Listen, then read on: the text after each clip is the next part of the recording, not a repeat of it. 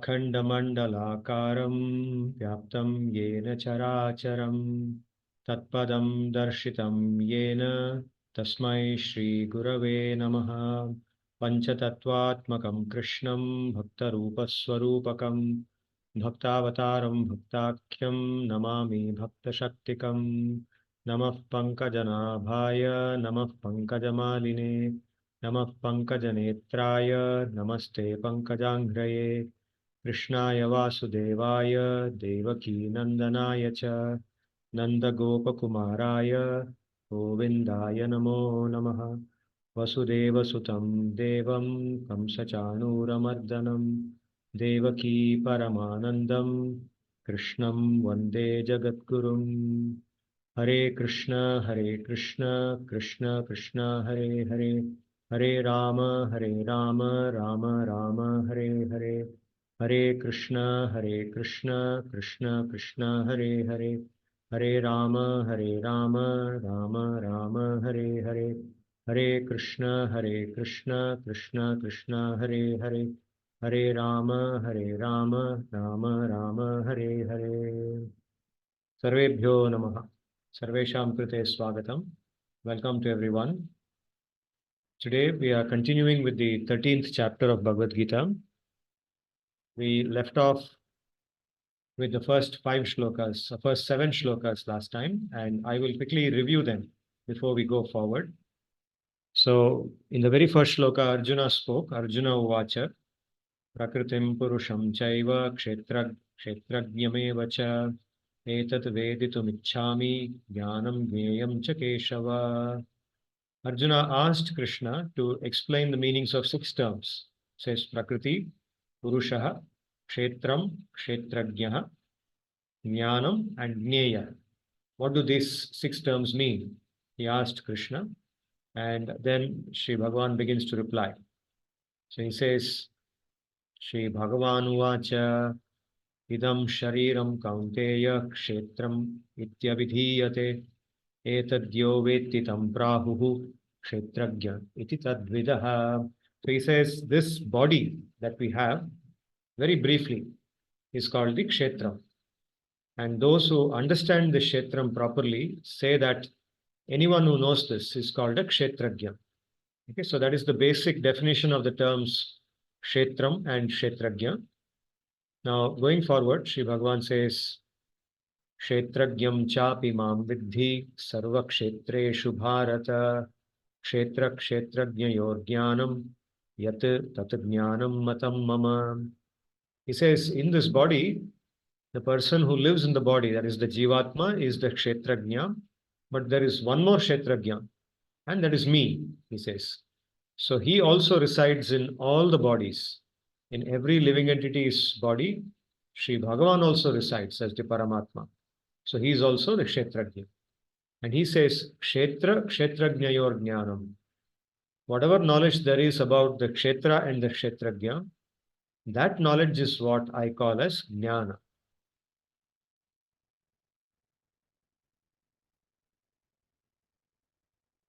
He continues, he says, Tat Kshetram Yatcha Gyadrikcha Yadvikari Yatascha Yat Sachayo Yat Prabhavascha Tat Samasena Meshrunu.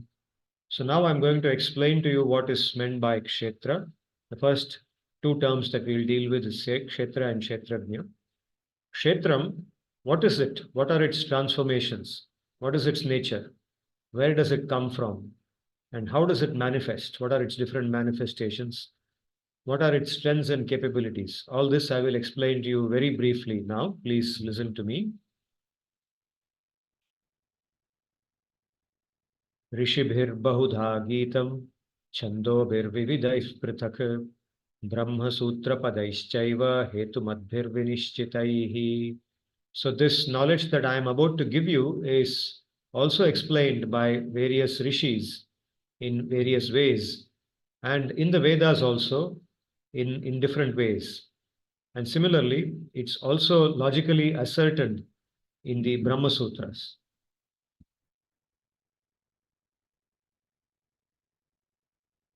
So what is that knowledge? Shri Bhagavan says, Mahabhutanyahankaro buddhiravyaktameva cha indriyani dashayikam cha pancha cha indriyagocharaha ichha dvesha sukham dukkham sanghataschetana dhritihi etat kshetram samasena savikaramudahrtam. So he's now listing the different constituents of what he is calling as kshetra. Earlier in the second shloka, he had said this body is called the kshetra. But now he elaborates by what he means by that body. The body constitutes of various different types of elements, which are themselves organized into multiple levels of subtle bodies. So we have the gross body, which is also called the stula shariram, and then we have sukshma shariram, and then karana shariram. So you can think of three levels of subtleness of the body: the most gross, then more subtle, and the most subtle. So he explains this in these two shlokas, and in the last class we summarized it with this table. So from the subtle to the gross, the different elements which constitute the body, the prakriti in its most subtle form is also called pradhana or avyaya. That's the original form of matter, which then slowly becomes mahat tattva, and then it manifests as the different indriyas, the senses. So the subtle senses like manas, buddhi, ahankara, and chitta. In Vedanta, in Shankara, Adi Shankara's works, he also lists an element called chitta. Then we have the pancha jnanendriyani, granam, rasanam, chakshuhu, tvak, shrotram. Then the pancha karmendriyani, pani, pada, payu, upastha, and vak. And then the pancha pranas, prana, udana, vyana, samana, apana. And then the more gross elements, which are the pancha sukshma bhutani or the tanmatras. In Sankhya philosophy, they are called tanmatrani. Gandha, the some senses, objects of the senses, vishaya, indriya vishaya. Gandha, rasa, rupa, sparsha, shabda. And finally, the elements which make up the stula shariram, the gross body. Bhumihi, apaha, analaha, vayu, kam. So in this way, prakriti, that is original matter, matter in its most subtle form, most invisible subtle form is called prakriti. It's also called as pradhana or avyakta. And over several iterations, it becomes more and more gross. And we, each of us as the jivatma, experience these subtle and gross forms as we live in this world. Right? So in different ways we experience this, and knowledge of all of this, or all of this constituted together, is called the kshetram. This is called the kshetram. So because we live in this field, this is the field in which we live. The kshetram, the word kshetram comes from the word field in English, agricultural field. So we live in this field, in this material existence. This is our field. So because these elements constitute that field, this is the breakdown of that kshetram. So, and one who understands this well, one who knows this, is conscious of this, such a person is called the kshetrajna. So when he initially said that one who understands the kshetram, and the kshetram is the shariram, the body, he did not elaborate all this. So it was not very clear what he meant by knowing the body. But now when we see this breakdown, it's great detailed breakdown, then it's much more clear. Okay, one who has a realization that he is actually living in a field, but he is different from this field. He is not this field. He is not the same as these things. These things are different from him. Okay, so this kind of thinking is part of Jnana Yoga. The process of Jnana Yoga involves contemplating upon the difference between oneself, one's inner self, one's real identity as the Jivatma, and the Kshetra. The Kshetra is all of these things. So this difference has been brought out in the first few shlokas of the 13th chapter. And he says, one who knows this very well, such a person is called a Kshetrajna. The Kshetrajna is one who knows or understands this very well. Okay, now from the next shloka onwards, Sri Bhagavan will go forward.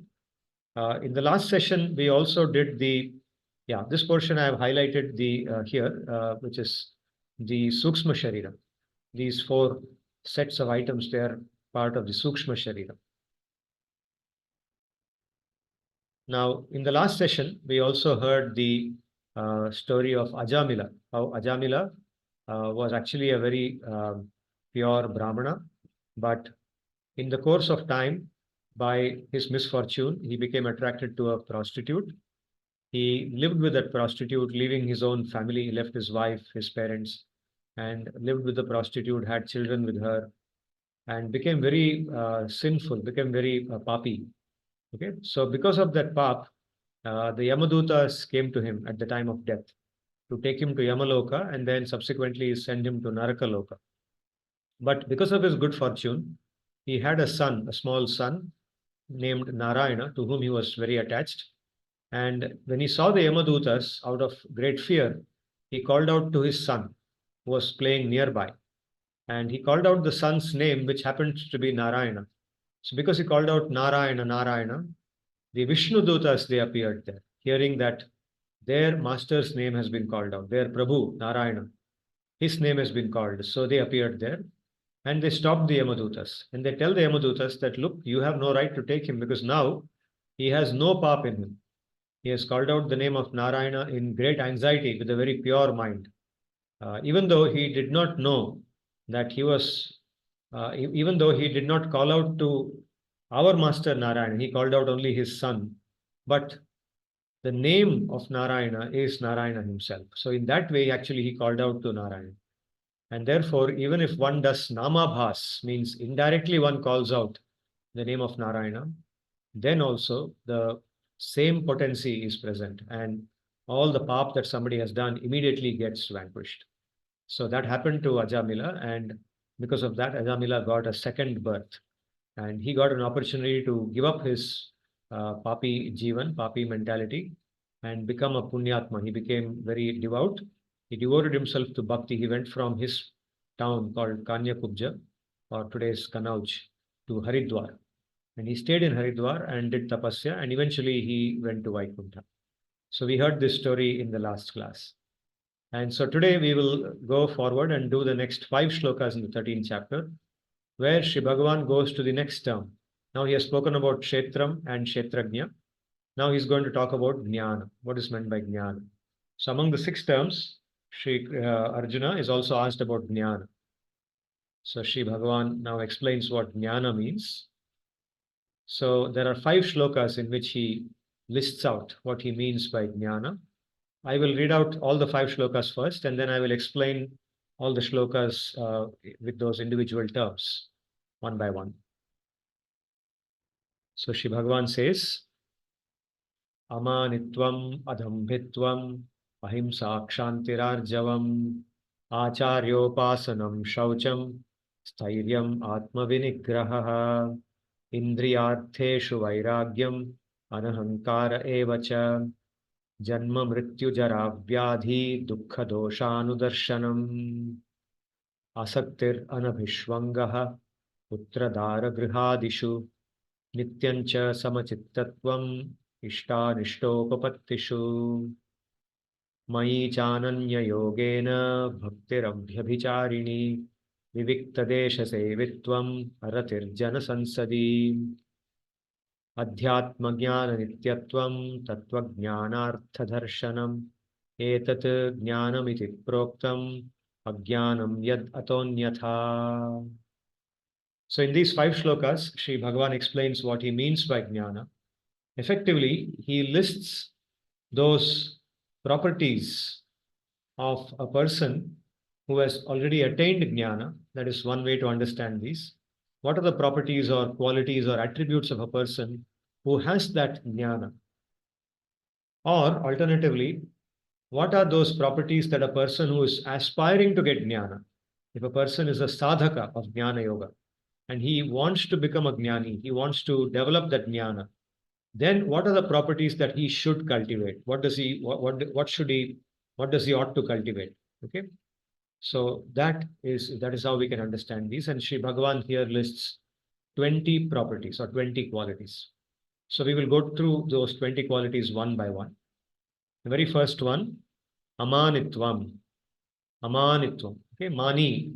What is meant by mani? Mani means one who has an expectation of respect. Jiska maan hai. means who expects that others should honor him, others should respect him, others should treat him as a respectable person, as a honorable person, others should praise him, etc. Okay. Amani means one who does not have such an expectation, one who has no expectation that others will honor him or give him respect or give him worship. That expectation is not there. Such a person is called a amani. So amanitvam means the dharma और the लक्षण, जिसका अमानी का जो लक्षण है, अमानी का जो धर्म है, उसको अमानित्व बोलते हैं. अमानित्व, द प्रॉपर्टी ऑफ अ अमानी. Okay, so being an amani is the first property of a jnani. Next, adhambitvam. Adhambitva. So here, dambhi, again the word like mani, we say dambhi. Dambhi means jiska dambh hai. The person who has dambha in him. What is meant by dambha? Dambha means literally hypocrisy. Okay, a person who has hypocrisy. Hypocrisy means a person who doesn't have something in him but wants to show that he has that thing. Makes a show of something that he doesn't really have. Such a person is called a dambhi, or a person who has dambha. Okay. Now, specifically in the context of the practice of dharma, a dambhi is a person who tries to show that he has a lot of dharmic qualities in him, that he performs dharma, that he is a big dani, he gives a lot of dan to others, he does tapasya. So he likes to show to others. He wants others to say that that he is a very dharmic person. Others should praise him. So he likes that praise. For example, if he gives money to a temple or he gives money to an orphanage, then he wants his name to be put up prominently on the board. He will demand for it. He will ask for it. Or if they don't, if for example, if he gives to a temple and they don't display the name prominently enough according to his expectation, he will become angry. Because that is why he's giving money. He's not giving money because he genuinely wants to help that temple or genuinely he thinks there is seva in that. He wants others to honor him, that he's a great person. Others should say that, oh, look how dharmi he is. They should put a mala around him. They should come and touch his feet. That expectation is there. Okay? So that is called a dambhi. Now here, adhambitvam means a person who doesn't have that dhamma, जिसमें दंभ नहीं है, जो धर्म वास्तव में करता है, who is genuine, जो निष्कपट है, इसमें कपटता नहीं है. Such a person is called a adhambhi. So adhambhitvam, adhambhi का जो धर्म है adhambhitva है. So a person who is adhambhi, such a person's quality adhambhitvam, that is the second quality of a jnani. Third, ahimsa. Okay, ahimsa is a term that we already know. Ahimsa means the property or the tendency in a person to not harm anybody, not trouble anybody, even when the other person is troublesome. Even if the other person is troubling one, this person wants to avoid that. He will not take revenge. He will not go back and try to harm that person. Instead, he will try to figure out how to prevent that fellow from harming him, or take the protection of somebody who can protect him from that disturbance. Okay, ahimsa means the tendency by which one does not want to harm another person, trouble another person. It's not only about not killing somebody, it's also about not causing trouble, not just physical trouble, but even mental trouble, mental anxiety, trouble, disturbance. A person who is very sensitive to that I will not be disturbing anybody else. Such a person is practicing the quality of ahimsa. Okay? Shantihi. Shantihi means the tendency to be very tolerant, very enduring, who can tolerate difficult situations without complaining. Okay, such a person, when he is put through difficulty, he may look for a way to find relief from the difficulty, no doubt, but he will not rant about it. He will not go and try to look for fairness. I'm being treated unfairly. I should be treated fairly. This kind of a behavior whereby he tries to, he gets disturbed by every small thing and complains. Okay, a person who can tolerate, such a person has this property of shanti. Shanti means the ability to tolerate. That is the fourth property. Arjavam. Arjavam means simplicity. Being simple, not complicating matters unnecessarily, not doing something which need not be done, only doing what needs to be done. not speaking something which need not be spoken, not writing an email which need not be written, right? Not doing something which need not be done, but doing what has to be done. If something has to be done, doing that, and doing that in as simple a way as possible, not complicating it, not twisting and turning it, but doing it in a simple, straightforward manner that is clear to everybody, doesn't offend anybody, and gets the work done. The focus is on getting the work done by whatever means and getting it done without harming anybody. That is arjava. Simple. Okay? So this is the fifth quality of a jnani. Keeps life very simple. Acharyopasanam. Acharyopasanam means one who serves one's guru. Okay, once somebody accepts someone as guru, then one develops the mentality of seva. One should have a seva bhav towards one's guru, the person whom one considers as one's teacher, diksha guru, shiksha guru, or even our own parents who are our original gurus. Acharyopasanam means rendering service to them, service to that guru without expectation of anything in return. Okay, by serving my guru will give me more marks. I will get a better grade if I speak good about him. If I praise him, then he'll give me a better grade. This kind of thinking is not there. Regardless of what I get in return, I don't want anything in return. I just want to serve my guru. My guru should be happy. Okay, that thinking is called acharyopasan. And that is the sixth quality of a jnani. Shaucham. Shaucham means cleanliness or purity. So cleanliness is broadly of two types, bahya shaucham and antah shaucham. External cleanliness and internal cleanliness. External cleanliness refers to keeping one's material body clean. The material body is the gross body, the stula shariram. So externally by taking bath and changing clothes, wearing clean clothes, not necessarily rich clothes, but clean clothes. And also by keeping the organs clean, by eating the right food, not eating food which can harm somebody, junk food, eating food which is pure, filled with vegetables, greens. So such kind of food helps us to keep our digestive system and all the other organs very clean. And because of that, our mind also is clean. So bodily cleanliness and mental cleanliness is antashaucham. Antashaucham means ensuring that the mind does not have any negative thoughts, having always positive thoughts, discouraging negative thoughts. Even if negative thoughts come, keeping them away, like removing them, thinking of positive things, thinking of God, filling the mind with thoughts about the nature of God, about the nature of the yogis, the sadhus. By thinking about such people, our mind also becomes very calm. Disturbing thoughts go away, right? And that is called antashaucham. Antashaucham. So shaucham includes both bahya shaucham and antashaucham. So this is the seventh quality of a jnani. Sthiryam. Sthiryam refers to sthirata. Sthiryam is the same as sthirata. Sthirata means steadfastness, being very steady in the practice of yoga, practice of dharma. So, for example, here we're talking about a jnana yogi. A jnana yogi has taken up commitment to practice the meditation, contemplation on jnana. Jnanena yoga, jnana yoga. So, this contemplation requires a lot of disciplined practices in life, living a very strict life. And sthairya means a person who is steady in that, unshaking, unwavering. Atma vinigraha, a person who keeps his mind and senses under control, who does not allow looseness in behavior. There is no unwanted behavior, loosely laughing, going around, joking with people loosely, going to social gatherings where people are just making fun and just pointlessly roaming around.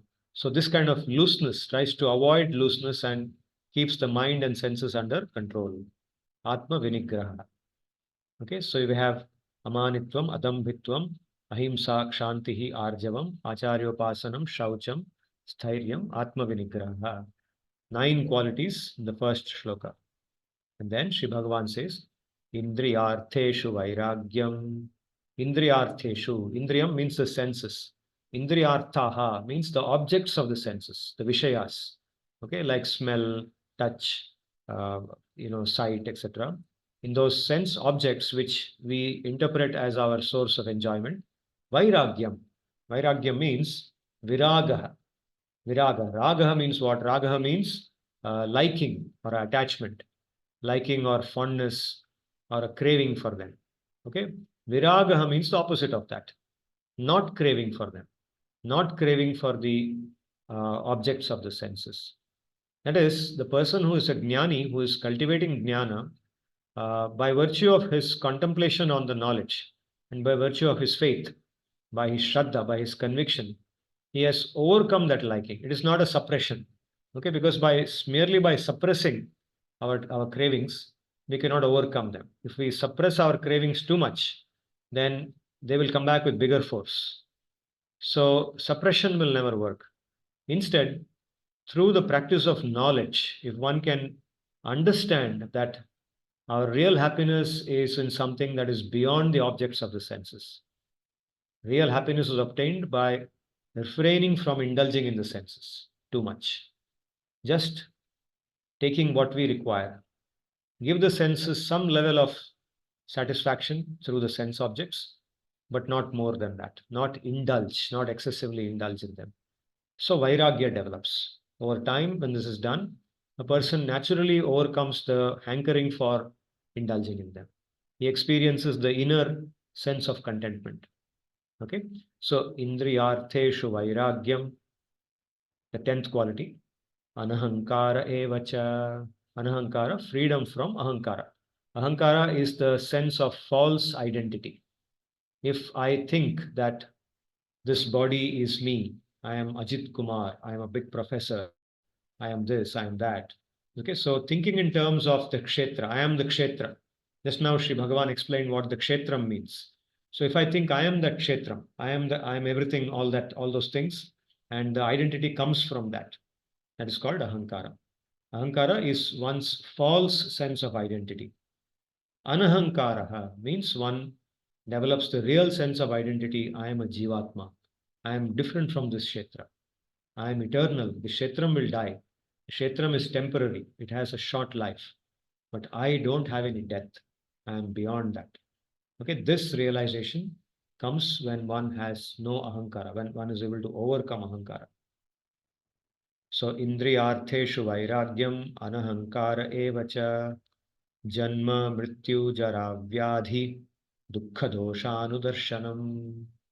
The entire second half of this shloka is the 12th quality that Sri Bhagavan is talking. What is it? Janma, Mrityu, Jara, Vyadhi. Four things. Janma means birth, Mrityu means death, Jara means old age, Vyadhi is disease. So to be able to see Dukkha, Dosha, Anudarshanam, repeatedly seeing that life, material existence is essentially about these four things. You can see these are four important markers. You can think of them as four important markers of material existence. These are the constant qualities. These are always there for everybody. Every living being goes through this. Okay, goes through a birth, then goes through a death. Anything that is born has to die, right?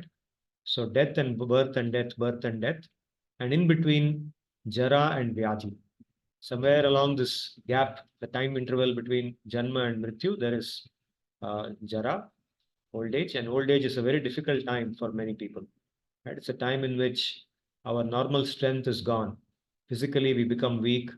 Mentally, we become weak. Our thinking becomes very slow. We cannot think. We cannot see clearly. We cannot walk properly. We need somebody's help. Sometimes we may not be able to even go to the bathroom properly. We need somebody's help to even go to the bathroom, right? So this happens when we have vyadhi also, when we have disease, when we are bedridden. We have to depend on others. Nothing is moving. We cannot go and play like we used to play when we were small children. So this is suffering, right? Janma is suffering. We don't realize that because when a child is born, what happens? Everybody celebrates, right?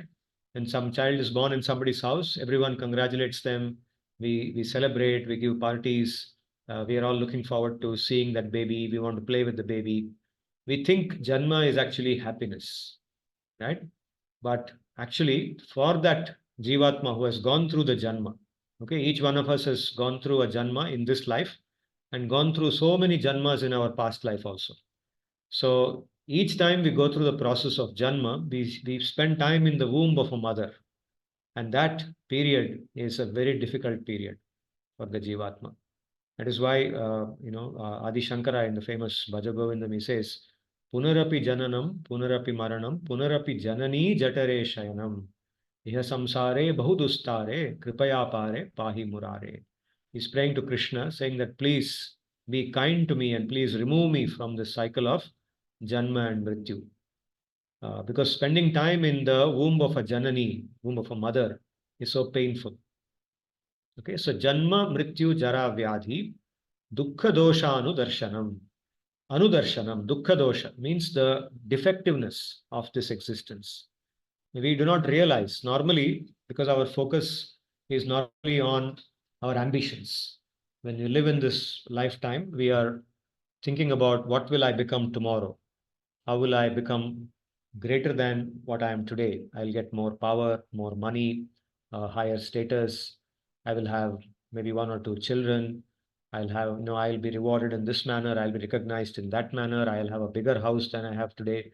So because we are always thinking of those things, our mind or our attention never goes to these things which are listed here.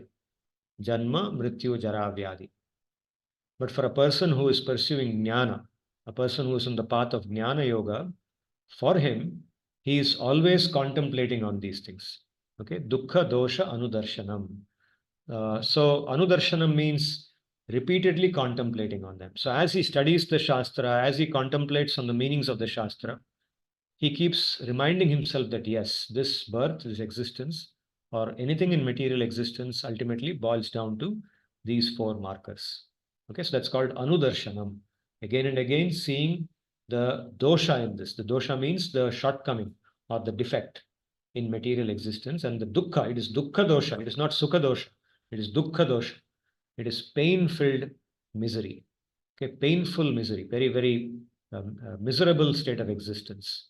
So reminding oneself of this. Okay.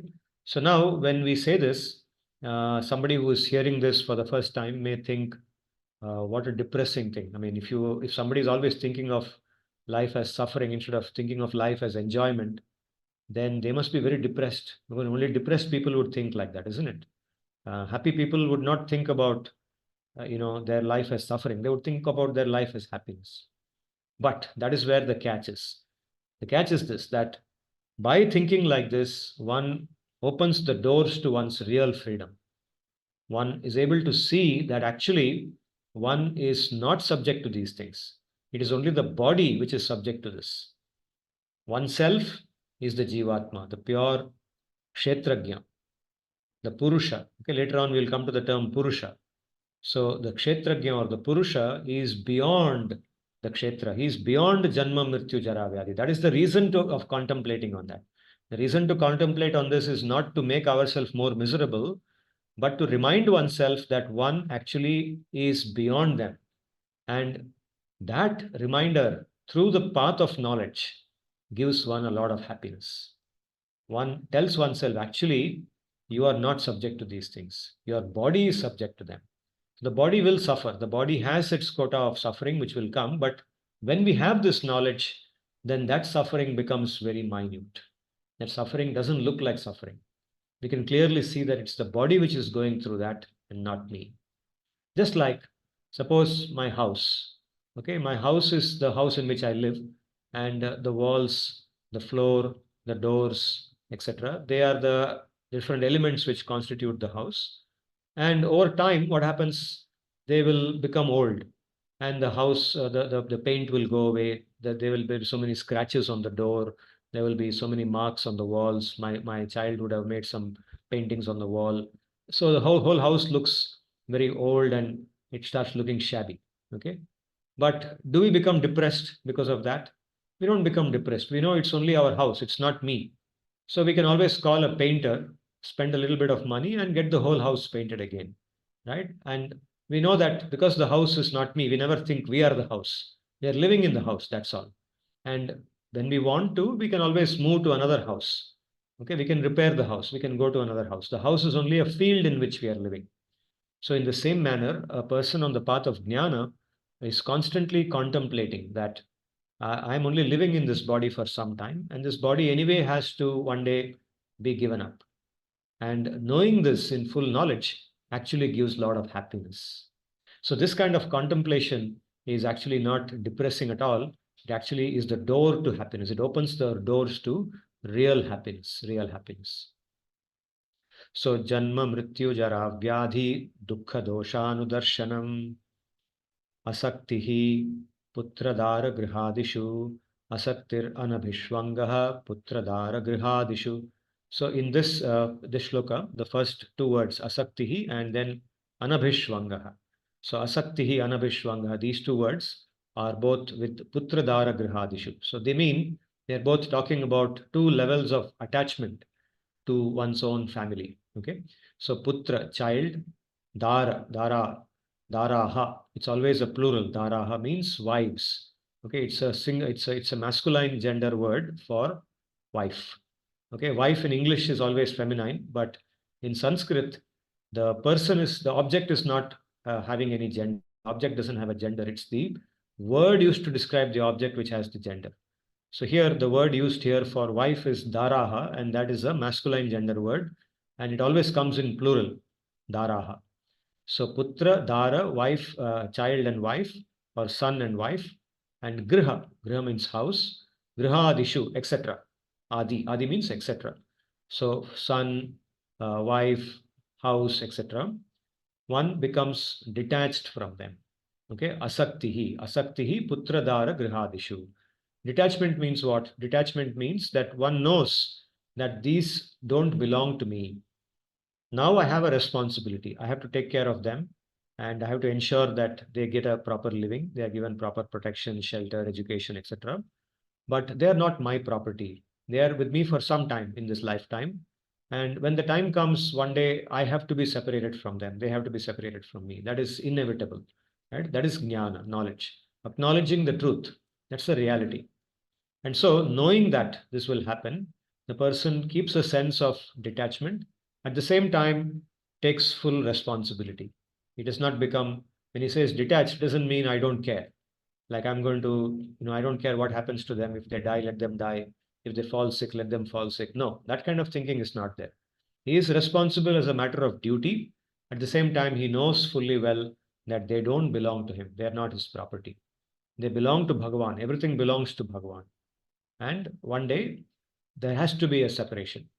Okay, so knowing this, one takes full responsibility, and this causes happiness. Asaktihi putradara grihadishu.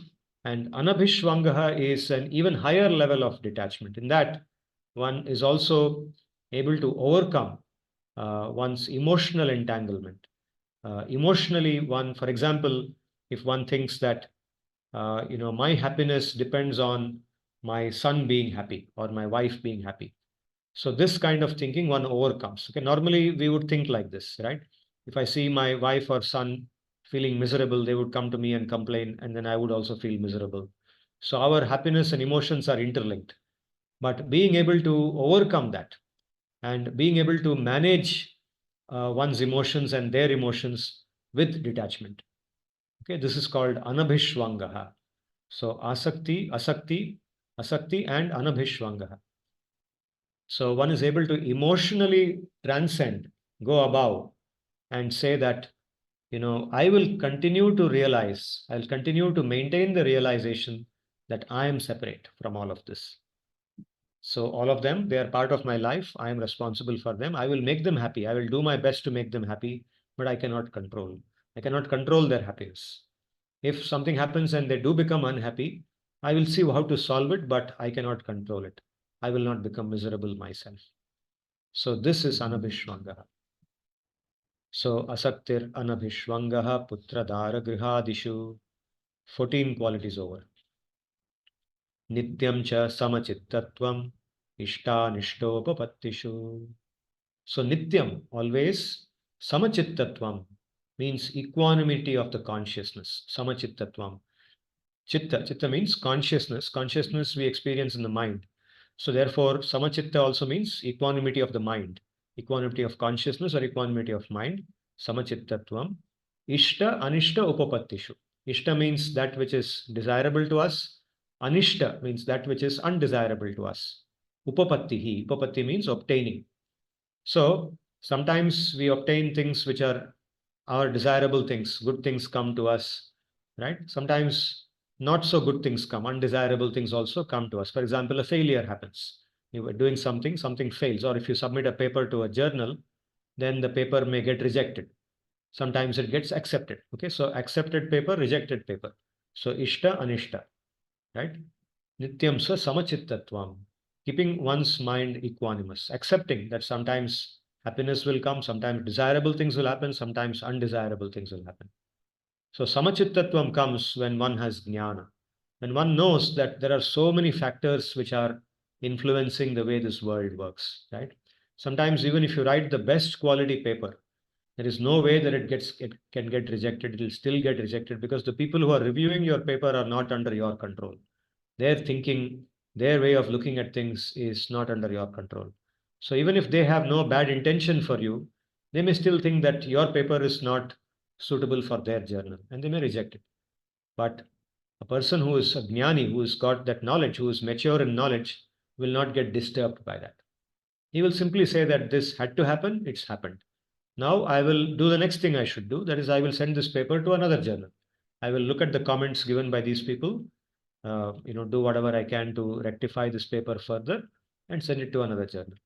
But he will not get depressed. He will not get into a feeling of, vengefulness. He will say, oh, I will take revenge on this editor. Next time, let the editor send me a paper. I will reject his paper. This kind of thing will not happen. He'll keep himself free from that kind of thinking. So nityam cha samachittatvam ishtanishtopapatishu Mai chananya yogena bhaktir abhyabicharini. Mai means in me, Krishna says in him. Ananya yogena means exclusive yoga. Ananya means na anyaha yasya. Exclusive yoga, bhakti, bhakti to me, to Krishna. Avyabhicharini. Avyabhicharini means that which is very steady, unmoving. Vyabhicharini. Vyabhichari means one which is transient or unsteady, which is fickle, which is like, sometimes there, sometimes not there, sometimes here, sometimes that there, that kind of a vague, uncontrolled. Avyabhicharini means that which is steady, unmoving, fixed. Bhakti, avyabhicharini bhakti, ananya yogena mayi, Krishna. So performance of bhakti is an element of jnana yoga. It cannot be avoided. So I have also said earlier that if jnana yoga, karma yoga and jnana yoga, if they ultimately have to give mukti, then bhakti has to be performed. Without the performance of bhakti to Krishna, to Bhagavan, one cannot get mukti. One can become very sattvic. Without performing bhakti also, one may become very sattvic by practicing all the other things. One may not be developing enough shraddha to perform bhakti, but if one has to eventually get mukti and come out of even sattva guna, go beyond sattva guna, then one has to perform bhakti. Okay, and that is the point being made here. And this is now listed here as the 12, 13, 14, 15, 16th quality. The 16th quality listed here is Maicha Ananya Yogena Bhaktihi Avyabhicharini. So the with Ananya Yoga means, so there are two, three ways of looking at it. One is Ananya Yoga, like we have talked about, Ananya Bhakti. Ananya Bhakti is bhakti in which there is nothing mixed into it. It's pure Shuddha Bhakti, that only Krishna, only towards Krishna, and no desire for anything other than to please Krishna. Only Krishna's pleasure, Krishna's happiness is my only goal. I don't want even mukti. That kind of thinking is called Ananya Bhakti. Okay. So, but that need not be the thinking in Jnana Yoga. So, this line of Ananya, the word Ananya here can also be understood as not necessarily thinking that I don't want mukti. Maybe the person who is practicing Jnana Yoga is aiming for mukti. That is fine. So, Ananya Yoga then can mean that a person is not resorting to anything other than Krishna. Means he takes only refuge in Krishna. Maicha Ananya Yogena means not thinking that, on Saturday I will worship Krishna, on Monday I will do Ganesha, on Tuesday I will do Shiva, on Thursday I will do some other god. So one day, each day one god, so that all the gods are happy. That kind of thinking is not there. The understanding is everything, as like the Bhagavad-Gita says, everything is inside Krishna. Everything is included in Krishna. So if I worship Krishna, all living beings are satisfied. So even a person who is looking for mukti, ananyaha means there is nothing. Bhagavan ke anya, Bhagavan Krishna ke anya aur koi nahi hai. That kind of thinking, ananya yoga. Okay, so ananya can be understood in that way too. And there is a third way also. Vishwanath Chakravarti Thakur points out that you can also think of ananya as, looking at all living beings equally, not looking at them. This is my person. This is a different person. Like this. He is of a different camp. This person belongs to me. This person belongs to a different camp. No, looking at everybody equal. Samadarsham. Samadarshana means looking at everyone equally and treating everybody equally with equal respect in a fair manner, being fair to everyone. That fairness is also called ananyata. There is no anya. Everybody is the same. Okay. So looking at all living beings like that and performing bhakti to Krishna, seeing everybody equal in front of Krishna. So that kind of bhakti. So in whichever way we interpret it, bhakti is an essential element even in the path of Jnana Yoga. Okay, so this is listed here. Mayi chananya yogena bhaktirabhyabhicharini vivikta desha sevitvam. Vivikta desha sevitvam means vivikta. Vivikta means separated. Viviktam means that which is separated. Separated desha, place. Sevitvam means a person who likes to go to solitary places, who likes solitude, who does not want to go to places which are crowded. Okay, that's the next quality. Both are together to be read together. Vivikta desha sevitvam aratir jana sansadi. Jana sansadi. Jana sansad means what? Sansad means a place where there is a gathering of people, like a marketplace or a party where a lot of people come together, or some association for something. Okay, a lot of people come, and then you want to be in the middle of that. You want a lot of people to surround you. You want, people to say, okay, this is so nice. This, where did you buy this dress? Your dress is matching with your earrings. So this kind of comments are so good to hear, so pleasing to hear, right? So Janasansadi, Aratihi. Aratihi means what? Ratihi means liking. Ratihi means liking or fondness. Fondness. Aratihi means not liking or a feeling of I don't need that. Okay, a feeling of dislike. A person who develops jnana, who likes jnana, who enjoys the sweetness of jnana, develops a natural dislike for this kind of thing that I want to be in the middle of people. I want to attract attention. I want others to appreciate me. This kind of attraction seeking behavior, attraction seeking mentality, or attention seeking mentality. Okay, so Vivikta Desha Sevitvam, Aratihi Jana Sansadi, both go together. So what does the person do? He looks for places of solitude. Okay, for suppose there is a lake nearby. Okay, now if you go on a weekend, then you'll find a lot of people going and camping near that lake. They'll be having parties, etc. But if you go on a weekday, you will find nobody is there, right? So this person will go there on a weekday, and he will sit there quietly for some time, enjoy the peaceful environment in the lake, and that will help him to enhance his thinking about God, thinking about the nature of this universe, thinking about the presence of God in everything. So all the spiritual thoughts, the positive energy comes when he is in solitude.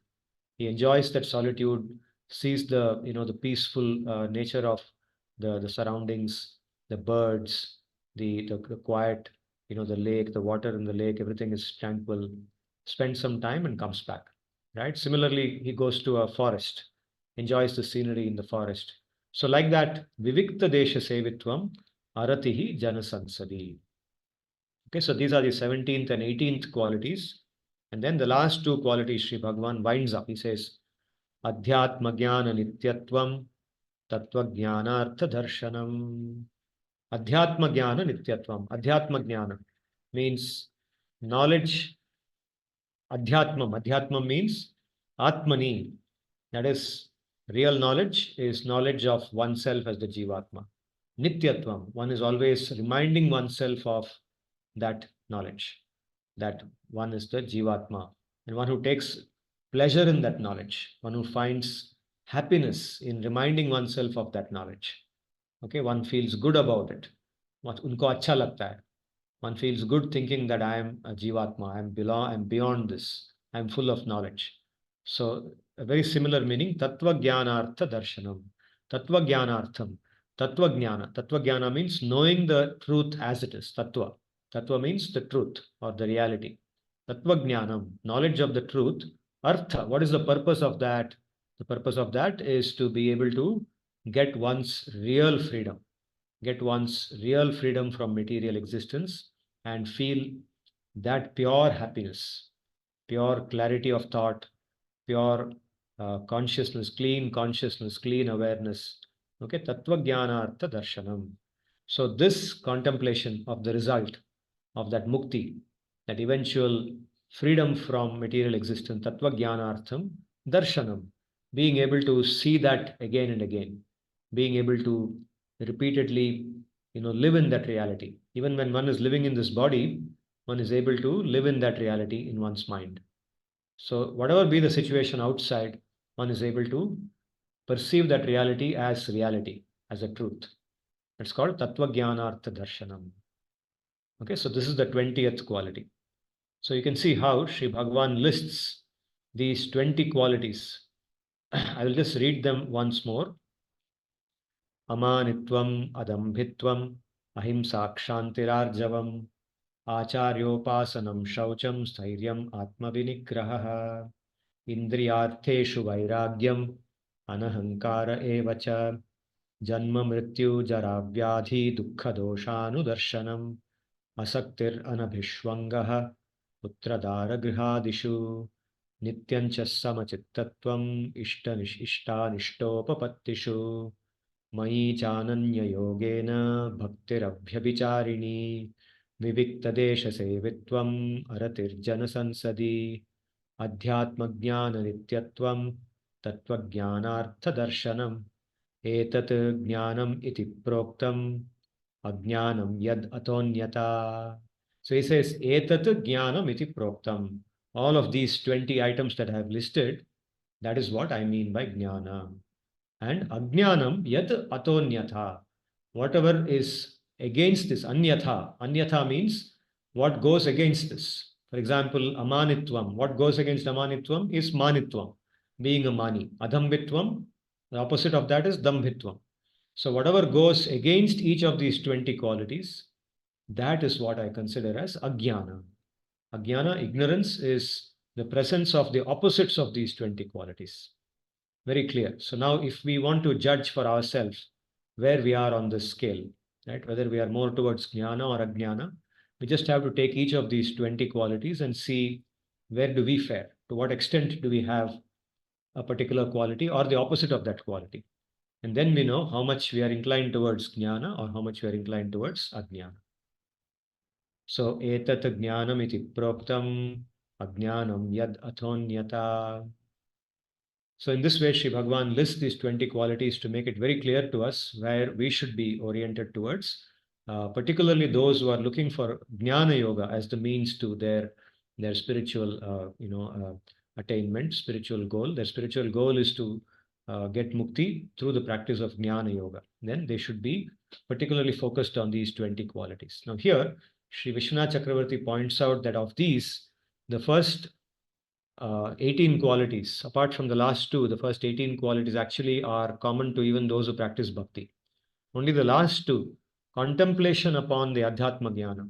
This specific contemplation is a part of the sadhana of Jnana Yoga, but that is not in Bhakti Yoga. In Bhakti Yoga, the contemplation is more on what is pleasing to Bhagavan, to doing seva to Bhagavan. That is the contemplation. But the first 18 qualities, he says, are common to all the forms of yoga. It's not specific to only Jnana Yoga, but those who do Bhakti Yoga, Karma Yoga also, they would be contemplating on those things. They would be wanting those qualities in them. So now, in the coming slide, I have actually listed these 20 means to Jnana. Okay, so these are, you can say, Jnana Sadhanani. And I have listed whatever I explained to you. I have listed them here. And later on, when you watch this recording, if you want, you can pause the video anywhere and go through each of them one by one.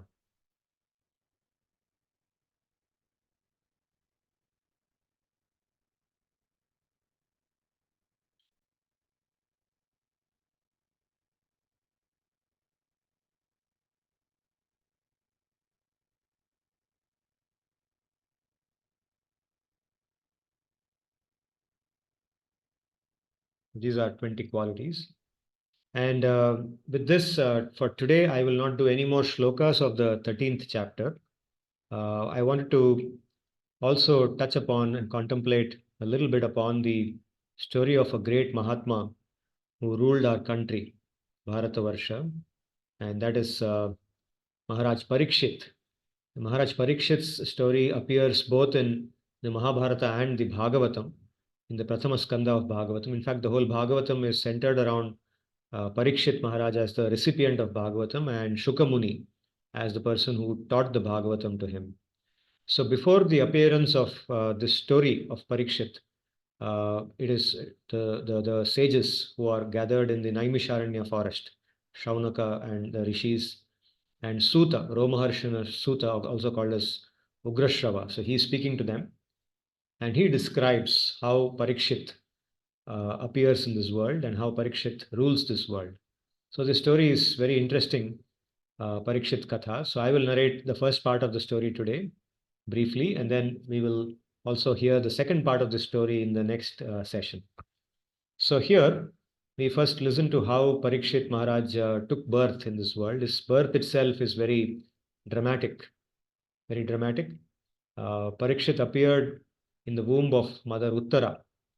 Uttara is the daughter of King Virat.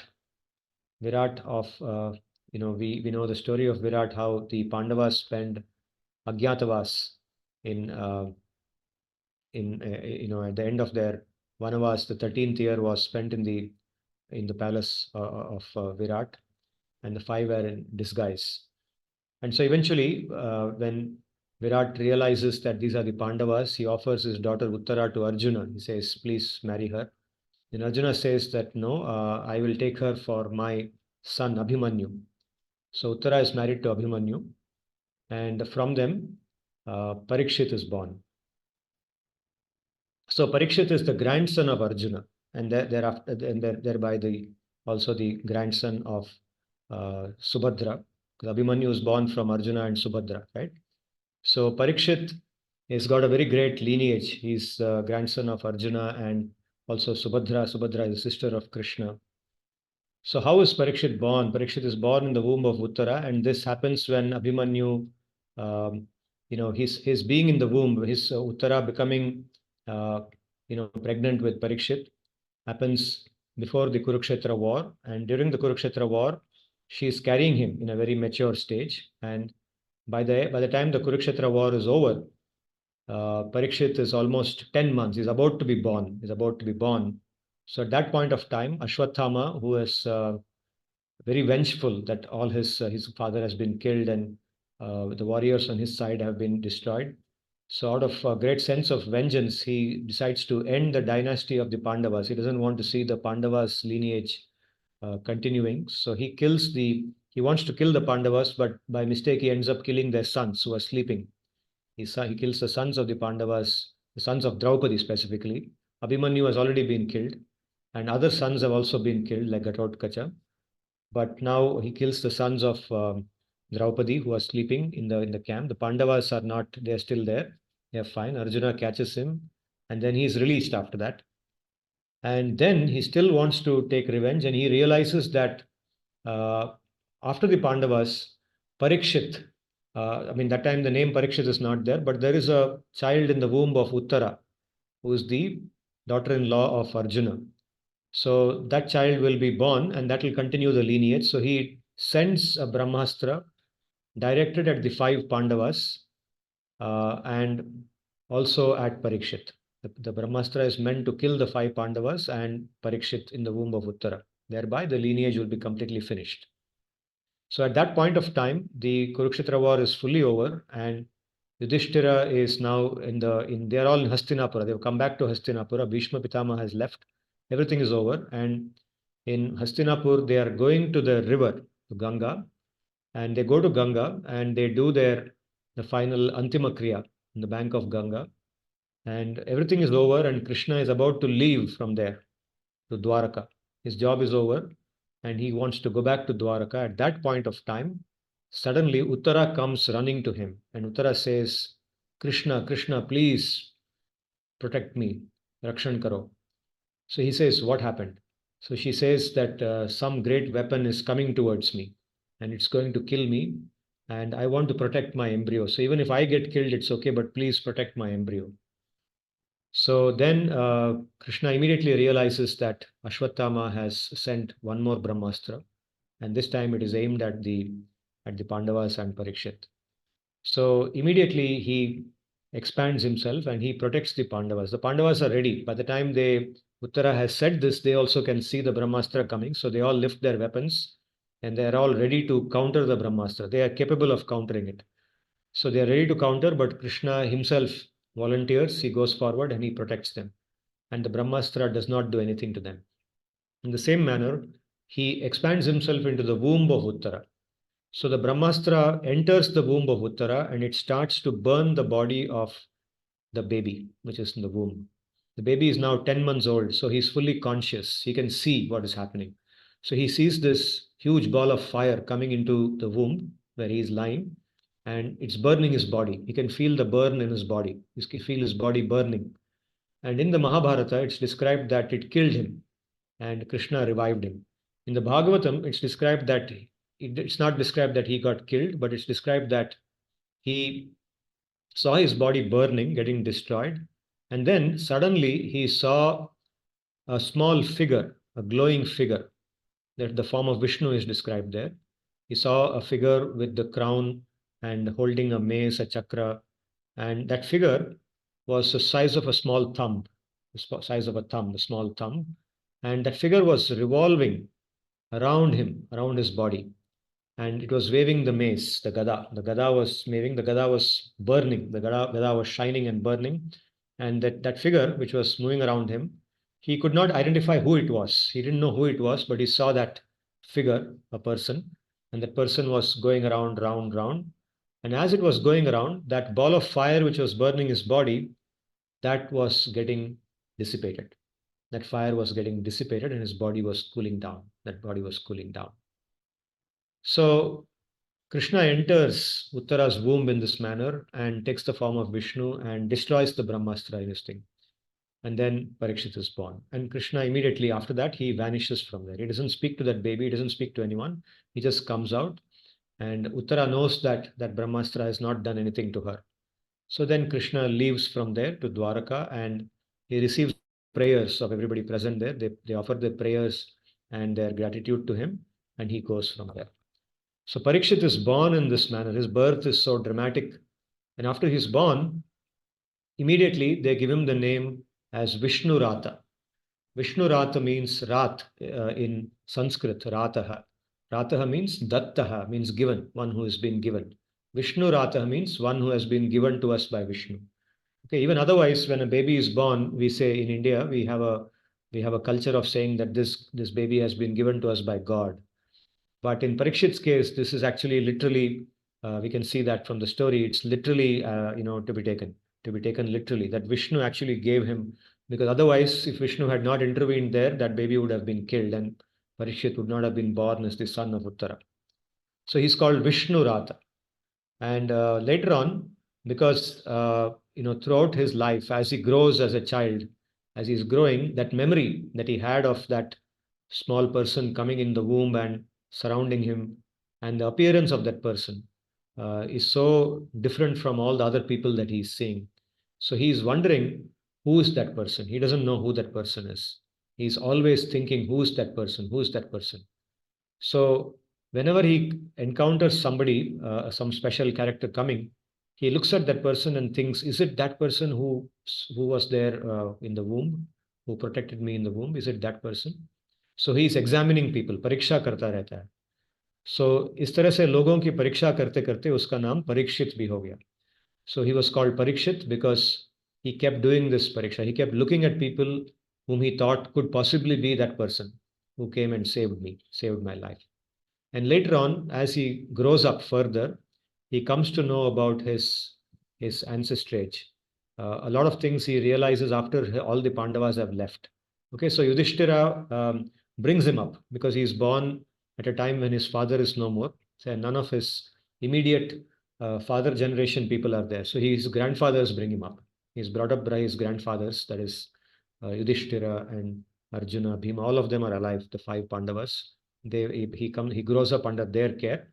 And when he is of the mature enough age to rule the kingdom, then they retire. They go away and they hand over the kingdom to him, and they all go away, all the five of them, along with Draupadi.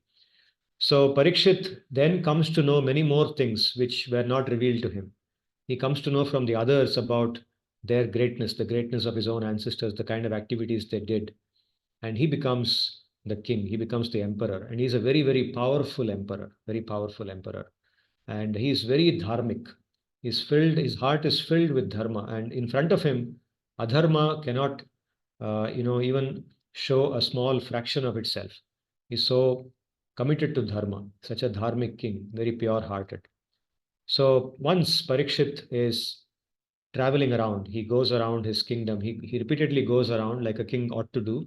He travels around his kingdom and meets people, and also, like a Kshatriya, like a true Kshatriya, he gets others to accept his sovereignty. His sovereignty is acknowledged by other people, and that's the job of a Kshatriya. That's the virya.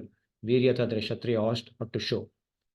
Okay, so he does that, and once when he is on the tour like this, he comes to a place where he sees a very cruel looking person, a Shudra, a very dark complexioned, very cruel looking person, and he is beating a bull and a cow. There is a bull which is very fair in color, very, very white in color, and there is a cow which is standing next to that bull, and that cow is weeping, and both are looking very miserable. The bull seems to be standing only on one leg. Its other three legs seem to have become so weak that it cannot take their support. It's taking its support only from one leg. And the cow is also weeping, and they are together standing and talking to each other, something they're talking to each other. And there is this black, dark looking man, very cruel looking fellow who is beating them, who is mercilessly beating them, and they are crying. So, seeing that scene, he gets shocked. He says, in my kingdom, can anyone dare to, harm the go? The cow is supposed to be the object of protection. It's our object of worship. Can anybody dare to do this? We don't even speak ill about the cow. What to speak of beating a cow? We don't even say anything wrong about a cow. So he immediately gets disturbed, and he immediately takes out his weapons and he says, who are you? Who the hell are you?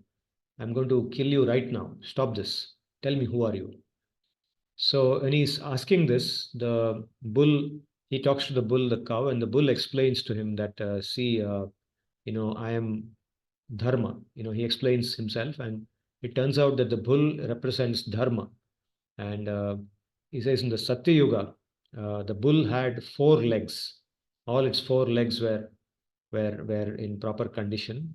But now it's the beginning of the Kali Yuga. And in the beginning of the Kali Yuga, only one leg is now active. Okay, we'll come more into the details of that. So as the conversation between Parikshit and that Shudra and the bull and the cow, it goes forward. We see in the Bhagavatam, this is described in the Bhagavatam, from the 16th chapter of this Pratama Skanda to the 20th chapter, 19th chapter, 16, 17, 18, 19, those four chapters. And in them, it emerges that dharma is actually declining. And in the Kali Yuga, dharma will have only one dimension prominent. Okay, so, and the dharma is represented by the bull. Bhumi, Mother Earth, is represented by the cow, which is there. So Kali is harming both dharma and bhumi. Kali is taking over. Okay, so in the beginning of Parikshit's rule, or you can say during Parikshit's rule, that is when Kali Yuga entered, or Kali Yuga began. Okay, that is symbolically described by this story. So as he sees this, it emerges that dharma actually has four legs. And what are those four legs or four limbs of dharma? Four legs of dharma: tapas, shaucham, daya, and satya. Tapas, shaucham, daya, satya. Tapas, shaucham, daya, satyam. This is how the Bhagavatam describes it. Now, these four legs, of which only satya, the one leg on which that bull is standing, is satya. So other three have become weak. The bull cannot take their support anymore. In the Satya Yuga, all the four of them were strong. And they continued to remain strong, but now in the Kali Yuga, only Satya is left. So what Parikshit does is that Parikshit, he talks to the Shudra and tells him that I'm going to kill you right now. In my kingdom in front of me, this will never exist. I cannot allow you to do anything further. I'm going to kill you right now. So when he says this, the the Shudra, the Kali, the representative of Kali, he falls at the feet of Parikshit and says that you're so powerful. Please, please protect me. I cannot. Don't kill me. Please give me protection. So now there is a rule. There is a particular culture among Kshatriya that if somebody falls at their feet and begs for protection, then they will not kill them. They will let them go. Okay, they will not allow them to be active, but they will let them go. They will not kill them. So he says, I will not kill you because you have fallen at my feet, and I am a grandson of Arjuna. And so I have to maintain my behavior. Although I want to kill you, I can't kill you. And therefore, allow you to stay. Then the Kali says, please give me some place to stay. So he says, I'll give you 4 places to stay.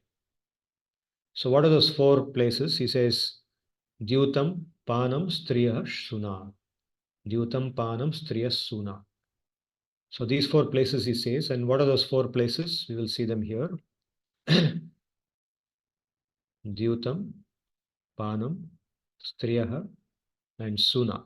Yutam means gambling, activities of gambling, wherever gambling happens. Panam means alcohol, drinking alcohol or any intoxicant like alcohol.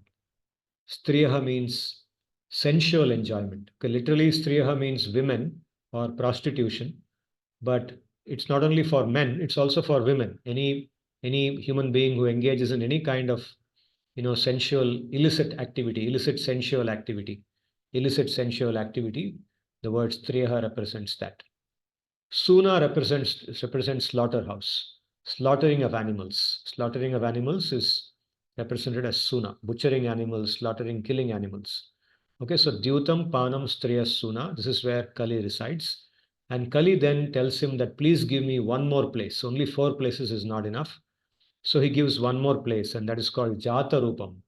Jatarupam stands for gold or wealth, gold or wealth.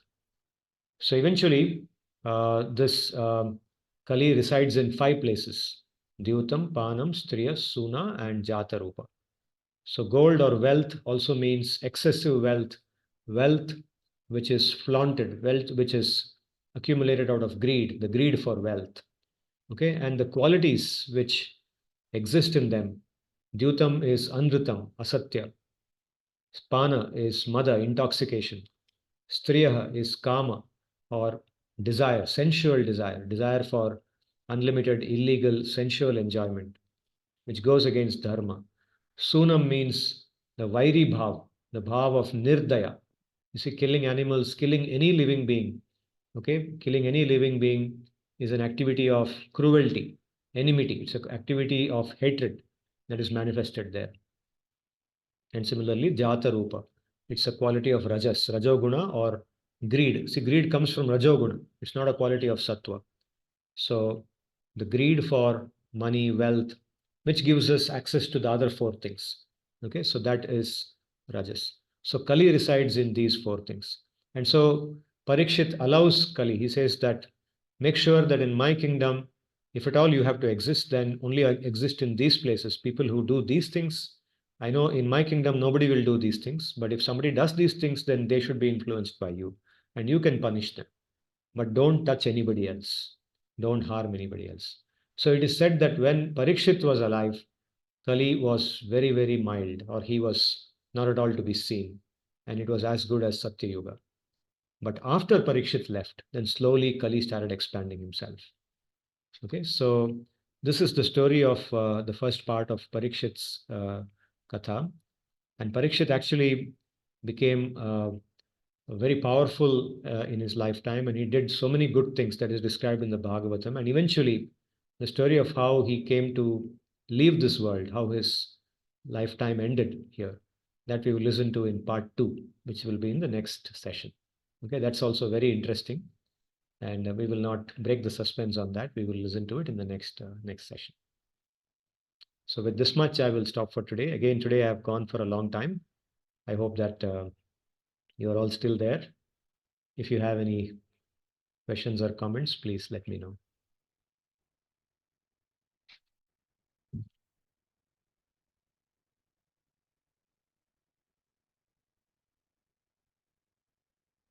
Sarthak, you have raised your hand. You have something to ask? Sarthak? Yes, sir. Pranam, sir. Am I audible? Yeah, you're audible. Yes, sir. Pranam, sir. Sir, thank you for the wonderful session. Sir, my first question is that we began with the discussion on kshetra and kshetrajna. So, sir, I wanted to understand that in the Achintya Bheda Bhed paradigm that we are studying, Yeah. so is it also okay, or do we also interpret this as the kshetra is the all the koshas, the अन्नमय कोश प्राणमय कोश मनोमय विज्ञानमय and आनंदमय कोश all of this is the kshetra but kshetrajna is the sakshi, the atma or the jivatma which looks at it. This is not the jivatma is beyond all of this and looks to this, so the neutral witness, the sakshi atma, this is kshetrajna, and kshetra are the five koshas. The first three koshas are the kshetram. That's what Sri Baladeva explains, if I'm right. Baladeva or Sri Vishwanath Chakravarti. One of them explains that the first three koshas are the kshetra. Annamaya kosha, uh, Pranamaya kosha, and Manomaya kosha. And I think Baladeva explains, so Sri Baladeva Vidyabhushana explains this. And then the next one, Vijnanamaya kosha, is not the kshetra. Kshetra doesn't have, that is beyond the kshetra. But sir, it is also buddhi only, right? So it's also, although it is subtle, but it is also of gross nature. Yeah, but what he It's means, prakriti.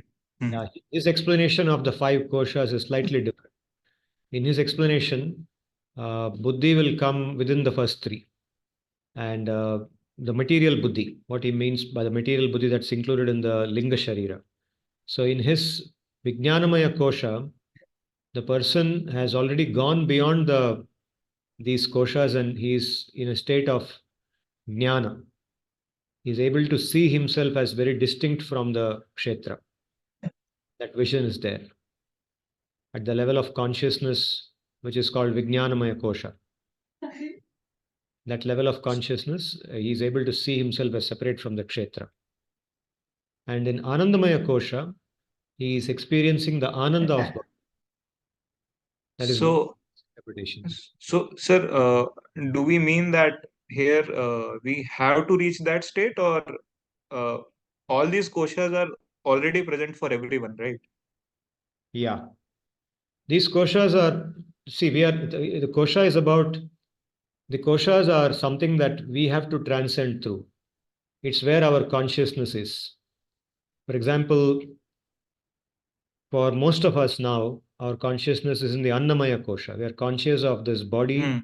as made up of food. Food, we eat food, we nourish the body. Body is made of muscles. When we become weak, we say we should eat better food. Our consciousness is focused on the Annamaya aspect of the kshetra. We are not even conscious of our own prana, the prana shakti. We don't tap into the prana shakti. Okay, so one level better is people who are able to transcend the body, the Annamaya part of it, and go into the Pranamaya and become conscious of their prana and learn to tap into the energy of the prana. And even higher than that is to understand that the mind is superior to the prana too. Through the mind, we control the prana. Correct?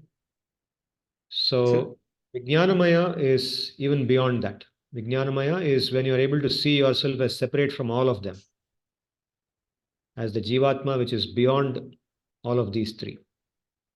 So, these can be thought of so, as hmm. states of consciousness, awareness. So, sir, even in our day-to-day lives, generally, yes, we clearly understand that, okay, I'm not this table, I'm not this laptop, but we associate ourselves with the body. Yeah. But even more, but it is also quite common that we associate ourselves with the state of mind that we are in. I am this mind, I think this. So I am associating myself with the mind. This is also quite common. So this is still manomaya kosh. So what is beyond it? Matlab, when someone, when you are saying that someone is able to harness the wisdom of the Vijnanamaya kosh, so what does that mean? In Vijnanamaya Kosh, in my understanding, one is able to see oneself as separate from the mind as well. One is able to see oneself as distinct from the Kshetra, as a Jivatma who is just living in the Kshetra for some time. That knowledge is a reality for that person. The person is able to conduct themselves. So even when emotions come, the mind, through stressful situations, the person is able to detach themselves from that distress and is able to watch the mind as different. Is able to see his own mind as just a screen, like the way we see a TV screen, Yes, as sir. just a window, Mm-hmm. not identify with that window itself, Correct, correct, correct. So the witness, as a witness, basically. as a witness of oneself, Yes. one's emotions, etc., as just one is different from them, and to know that they will last only for some time. Correct, correct. All these emotions will come and go. These vikaras of the mind will come and go, but I will continue to be what I am. I will not be harmed by them. Today I'm So, depressed. Tomorrow I'll be happy. Day after tomorrow again I may be depressed. It doesn't matter. mhm. Yes, sir. So while I get the practical aspect of it, that I truly am the witness, this we can say in the Vijnanmaya Kosha, that not associating oneself with the body or the mind. So I get the gist, but from a very theoretical standpoint, if I'm thinking myself as a witness, Yeah. then why do I need any more kosha? Why do I need a Vijnanamaya kosha or an Anandamaya kosha to express this? So I could have only three koshas and then a Jivatma sitting behind it. Vijnanamaya kosha is when that knowledge becomes the predominant thing. Maybe it's a high state of sattva guna. It's not a state of Hmm. mukti. Okay. It's a high state of sattva in which one experiences knowledge. So even though one is experiencing it in the mind, one is able to know that the mind is only a TV screen, the screen in Hmm. which I'm not that. One has the knowledge of that. Hmm. Like you're inside the cage, but now you know you're fully aware of being inside the cage. You know there is a world outside. Right. Right. Until that point, you didn't know that. You thought the cage itself was the world. Hmm. Yes, sir. Now you're able to see beyond that cage. You know that you are inside the cage, but you're able to have full awareness of what is beyond the cage as well. But you are not yet Got it. in the cage like that. Right. So, sir, again, then it would mean that in our understanding that we are following, especially Sri Baldev Vidyabhushan Ji's commentary, Yeah. so the Kshetra would be the first three koshas, and the Kshetrajna would be the next two koshas along with the witness, the Yeah, he Jivatma. starts becoming aware of his kshetragyatva. Yeah, when he is in that state of the last two koshas, he would be, yeah, kshetragyata happens when he is in the fourth kosha, the Vijnanamaya kosha. And Anandamaya is even beyond that, when he's Mm-hmm. only kshetrajna, but he's also experiencing the ananda of bhakti, of being das of Bhagavan. Yes, That Shuddhata is there in him. So he's still within the kosha. He works through the body and the mind. The covering of the body and mind are still there, but his consciousness has gone beyond that. right, sir. So, sir, this explanation is accepted not just by Sri Baldev Vidyabhushan, but across Achintya Bheda Bhed entire school. I think so, because I have not studied. This Panchakoshas are not spoken about much in Achintya Veda Veda Tattva, but only here they come. In the 13th Mm-hmm. chapter, Baladeva's commentary has it. And maybe elsewhere, maybe in his Vedanta Bhashya, which I have not studied so far, he might be Okay. using the Panchakoshas to explain something. But in the path of bhakti, the Panchakoshas don't play any major role in Mm-hmm. explaining anything. Bhakti doesn't depend on that model of Panchakosha. Mm-hmm. Yes, sir. It's for Jnana yogis. Got it. For the Jnana yogis, the Panchakoshas play a major role in their analysis. They keep talking about it all the time in the path of Jnana. Yes, sir. Sir, since you said that Gyani is a focus on this, so I just wanted to know that does Shankara disagree significantly from Baldev Vidyabhushan, or it is also quite similar analysis? I'm sorry, I don't have an answer for that. I'm yet to study Shankara systematically. Although I have access to that now, I'm not having the time to do it. But I haven't studied Shankara, or for that matter, even Baladeva that well that I can distinguish finely between them. Oh, So I should do that in the future, and then I'll be able to answer a question like this. I just know generally now. Whatever I've answered now is like general knowledge. Thank you, sir. Thank you, sir. But at least I Sir, know. I had. I've seen the Hmm. literature. I've seen the literature. It's very, very systematic, very detailed.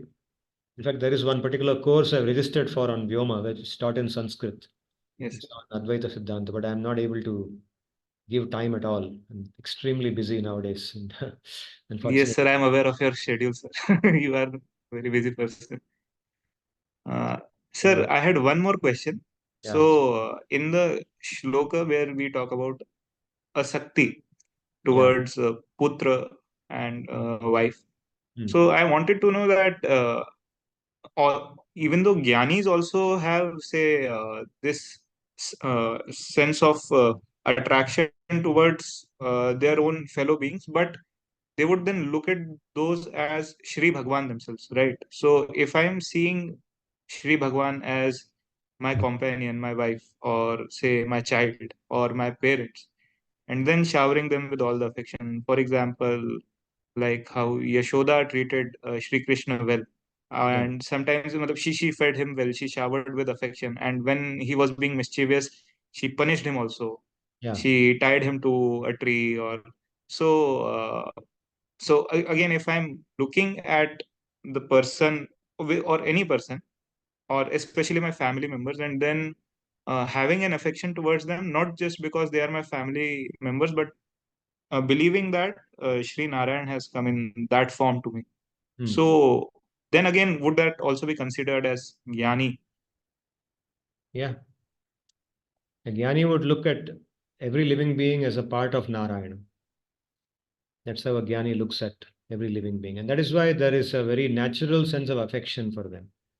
So even in the sense of asakti or detachment, there is asakti and priti both. There is affection in that asakti also. So although asakti by definition is priti rahitya, it is said to be priti rahitya. That's how it's defined. The meaning? प्रीति राहित्य means devoid of प्रीति. Okay. रहित प्रीति से रहित है. रहित मतलब उससे वर्जित. Hmm. प्रीति Yes, sir. उसमें नहीं, इसमें प्रीति नहीं है. सो प्रीति से रहित होना असक्ति है, फिर भी उसमें अलग तरीके के प्रीति है. So the material priti, which means normally what is the normal priti in this world? It's the priti which comes from possessiveness. That thing belongs to me. That is why we become angry. When that person doesn't behave the way I want them to behave, I become angry with them. I may get depressed, I may beat them, right? So that won't happen if the priti is based on the connection with Bhagwan. When one is able to genuinely see everybody as a part of Bhagwan, then that priti one has for Bhagwan also translates to priti for everybody else. So asakti comes because there is a detachment, there is lack of possessiveness. That person is not my property, it is Bhagwan's property. That person is with me only for some time. My wife, child, father, mother, they are there with me for some time. And as long as they are with me, I will give them the best priti I can give. Mm-hmm. So it Yes, is sir. with the detachment, not possessiveness. So there is no anger also. But Suppose sir, the person doesn't become what I want them to become, then there is no anger also. can someone then, since we are not completely devoid of this feeling of possessiveness, so but if someone channels this towards Sri Bhagwan, so for Yes. example, I don't know if this is the right example, but for example, Mirabai said that Sri Krishna is my husband, and he is my husband basically, and Hmm. then devoted her life around him. So, or maybe say, Well, she felt all emotions for Sri Krishna. yeah, that I can't comment. I don't know exactly. I have not read in any of the Gaudiya literature about Mirabai or any such kind of thinking that so and so is my husband. So I don't want to comment on that. I don't know whether she saw it through the lens of spirituality or it was some other emotion. I'm not able to judge that. So I don't want to Maybe comment. Kausalyama for Sri Ram, Huh, that I Kausalya want to feed Sriram, him. yes. Yeah, that is different. Yeah, that is different. But as sadhakas like you and me should not take that approach of imagining that Krishna is our husband or Krishna is our son or something. Instead, our approach should be that we are dasa of Krishna. That's all. That is the common thing. Like Hanuman. Hmm. Hanuman thought of himself, or Hanuman only said, I am the Das of Ram. Okay, Correct. Yes, whatever sir. is pleasing to Ram, I'll do that. That is the mentality we should have. Hanuman is the best example for us. Yes, sir. Yeah, take that example and just think that, what is pleasing to him, I will do. Everything belongs to him. Everything belongs to Bhagwan. My wife, my husband, my children, my mother-in-law, my mother, father, they're all his property. And I am only there for some time, so I will do my duty thoroughly, sincerely. In fact, when we have this, even though we are detached, asakti, we become more sincere in our duty. Our dutifulness becomes more sincere. This is where some people become confused. They think that if we are Mm-hmm. detached, then we will become disinterested in our duties. We will become uninterested. We will lose all interest in our work and we will not be able to do our work. We will become depressed. They associate detachment with depression. No, that's a misunderstanding.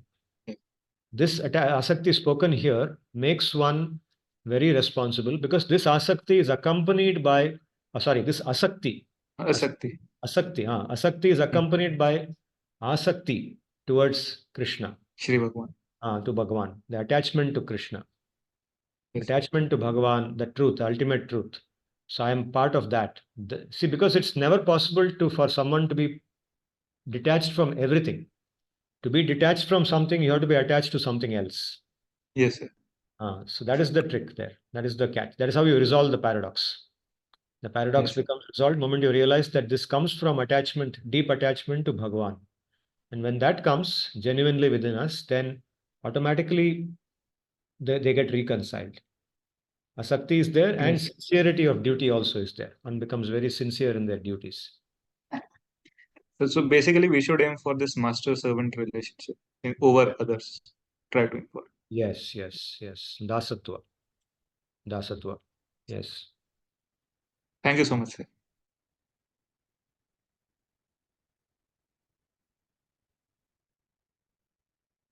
Any questions, anyone? Today we have gone beyond 8 o'clock already, but if there is one or two questions, I can still take them if anybody has.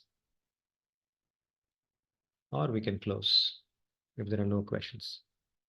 So may I ask? Yes. Who's speaking? I'm Puneet. Yes, Puneet.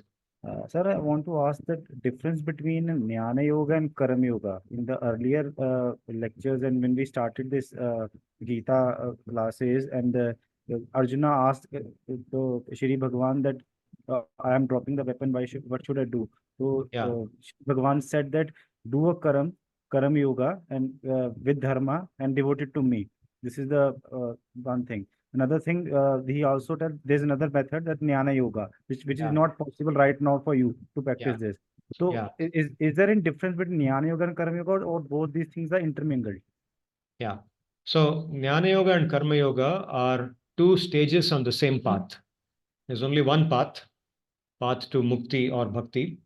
And on that path, the first stage is called Karma Yoga, where one performs one's duties with the larger goal of attaining Bhagwan. That's one's larger goal. So one tries to develop detachment in one's heart by offering the fruits of one's duties, the results of one's duties to Bhagwan. One's happiness comes from doing the duty sincerely.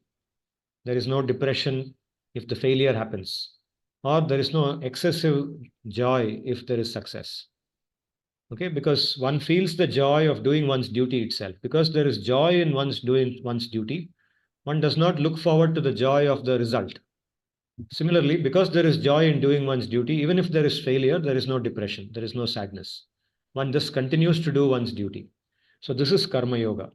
And this is connected to offering everything to Bhagwan. That detachment develops because of offering to Bhagwan. And this process is called the process of Chitta Shuddhi. The goal of Karma Yoga is Chitta Shuddhi. Chitta Shuddhi means, Chitta means consciousness or the mind. Shuddhi. उसकी जो शुद्धि होती है, consciousness purify होता है, अहंकार कम हो जाता है. अहंकार, तमोगुण, रजोगुण सब कम हो जाते हैं. तो इससे क्या होता है कि सत्व गुण ज्यादा होता है. If karma yoga is done properly, then one becomes very sattvic. मन में सत्व गुण का वर्धन होता है. सत्व गुण becomes a very prominent thing in one's mind. When sattva guna becomes very prominent, then one becomes eligible for jnana yoga. Okay. What is the path of jnana yoga? How does it differ from karma yoga? In jnana yoga, one may give one may spend less time doing one's actual duties, like whatever they are, because by the time one has already evolved to a certain stage, then one feels less dependent upon all the all the earlier things that one was actually dependent upon, like things like food or clothing or shelter. One can become more simple in their life, give up some things, and then one spends more time contemplating on jnana. Okay, the kind of things we are discussing in the 13th chapter, kshetra, kshetrajna, all the qualities of jnana we talked about today. So one focuses one's time in studying the shastra, listening to the shastra, contemplating on the meanings of the shastra. Either one studies shastra oneself if one is capable of doing that, or one listens to others, one's guru, who speaks on shastra, one contemplates on the meanings of those things. Right? So one spends more time doing that. So to be able to do such a thing, that is called jnana yoga, one should be having a certain level of sattva guna. And that sattva guna comes by doing karma yoga. So karma yoga, sattva guna, which comes from chitta shuddhi, and then jnana yoga. So that is how karma yoga and jnana yoga are two stages on the same path. That is the one shlok you have taught us, that nahi jnane sandarsham pavitramahi vidyate tat samaya yoga sindh kalanen vitinti. This is the shlok which I copied from your text only. Yes. Is it in the 4th chapter? I think so. 4th or 3rd, I think so. Na jnanena sadrisham pavitramya vidyate. Correct. Nahi jnanena sadrisham pavitramya vidyate. So it says that there is nothing as pure as jnanam in this I world. know. Yeah. In this world, yeah, there is pure jnana which is spoken about in the 16th chapter. Now, what we did, 13th chapter. What we were discussing today is the qualities of a person who has that jnana. That is how we recognize the jnana. That is how one recognizes one has the jnana when one sees these qualities. So this is purity. Yes, correct. This is purity, pavitram. Thank you, sir. Thank you. Jayashree wanted to say something.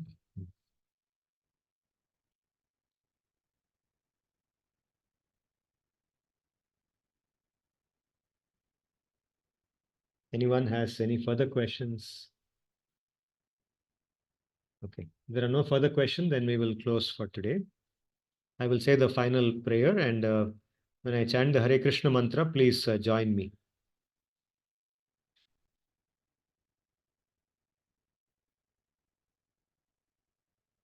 Om Swasti Prajabhyah Paripalayantam Nyayena Margena Mahim Mahishaha Go-Brahmanebhyo Shubhamastu Nityam Lokas Samastas Sukhino Bhavantu.